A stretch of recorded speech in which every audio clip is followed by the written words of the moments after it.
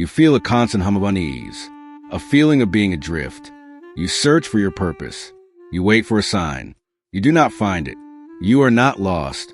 You are standing at a crossroads you refuse to walk through. You are looking for a map when you need to pick a direction and start walking. The uncertainty you feel is not a lack of clarity. It is the weight of every path you are too afraid to choose. Listen to me carefully. This feeling you call being lost is a luxury. It is indecision dressed up as a spiritual crisis. You are waiting for a calling so loud it silences all your doubt. That call does not exist. Purpose is not something you find. It is something you build, brick by brick, with the choices you make every single day. You think you need to discover your passion. You do not. You need to pick a problem and commit to solving it. You are paralyzed by options. You see 1,000 doors and you stand in the hallway, peeking through each keyhole, afraid to open one in case a better one exists. So you open none. The hallway becomes your home. You decorate it with your potential. You hang pictures of all the things you could be, and you live in a museum of your own possibilities. This is not being lost. This is being a spectator in your own life. You are not waiting for guidance. You are refusing to guide yourself, because to choose one path means to abandon the others. And you have convinced yourself that losing those imaginary futures is a kind of death. So you choose nothing, and you call it searching. I call it hiding. You seek endless advice. You read the books. You listen to the podcasts. You collect opinions like they are clues. But you are not looking for wisdom. You are looking for a prophet. You want someone to look you in the eye and tell you exactly what to do, to absolve you of the risk, to take the responsibility from your hands. So you float from one philosophy to another. None of them stick, because the answer is not in another person's theory. It is in your own action. You are using research as a form of procrastination. You are building a library of escape routes. Every new piece of advice is another reason to delay, another variable to consider. You have confused preparation with progress. You are an expert in everything except the one thing that matters, your own decision. You romanticize the idea of a quest. You imagine a journey of self-discovery. But a journey requires movement. You are not moving. You are sitting still, wondering why the scenery never changes. You are waiting for the universe to give you a nudge. The universe is silent. It has given you everything you need. A mind, a body, time, the freedom to choose. Its silence is not indifference. It is respect. It is waiting for you to use the tools you already have. You mistake the silence for being lost. You are not lost. You are being treated like an adult. And you are wishing you were still a child, waiting for instructions. Look at your daily life. It is built for avoidance. You fill your days with small tasks. You stay busy. You answer emails. You run errands. You maintain. This busyness is a shield. It lets you say you have no time to think about the big choice, but you have all the time in the world. You are simply using it to avoid the confrontation with yourself.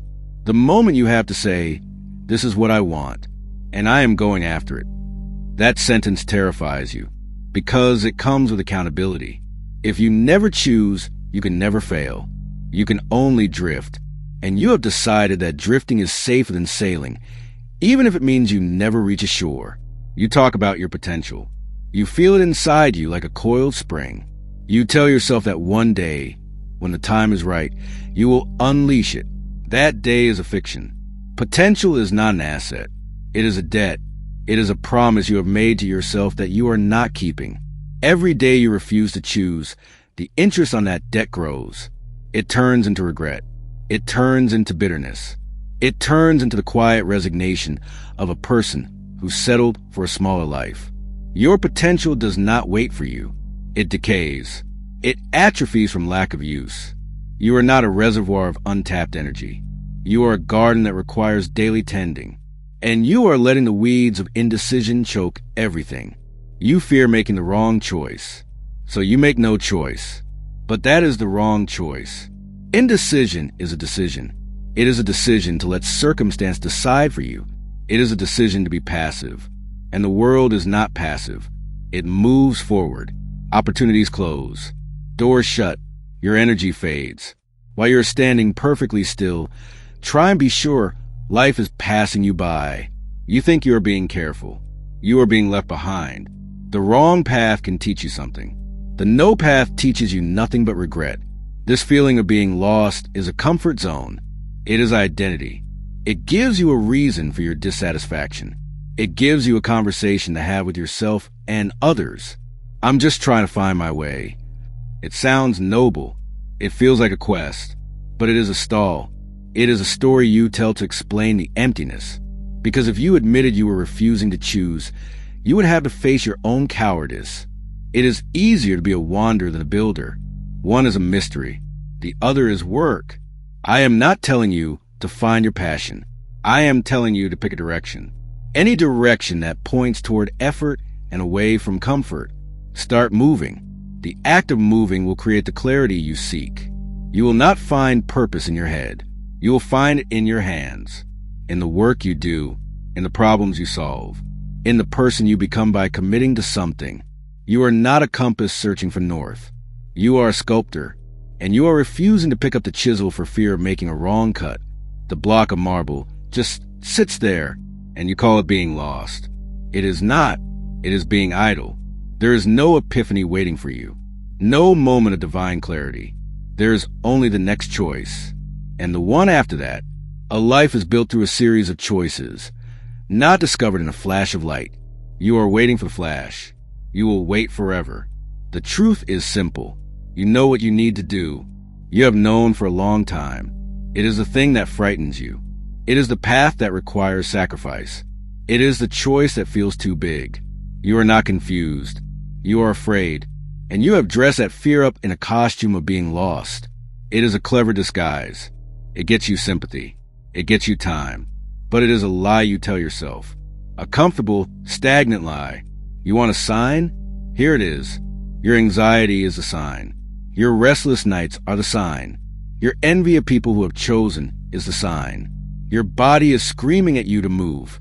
Your mind is begging you to decide. You are ignoring the only guidance system you will ever have, your own discomfort. That unease is not a signal that you are lost. It is a signal that you are refusing to call. The call is your own intuition, and it is being drowned out by your fear of what choosing means. Choosing means closing doors. It means effort. It means facing the possibility of failure. It means no more excuses. It means you are responsible for what happens next. That is what you are really refusing. Not a path, but the weight of your own authority. You would rather feel lost than feel responsible. So you stand at your crossroads, and you call it being lost. It is not. It is a refusal. Now you know what it is.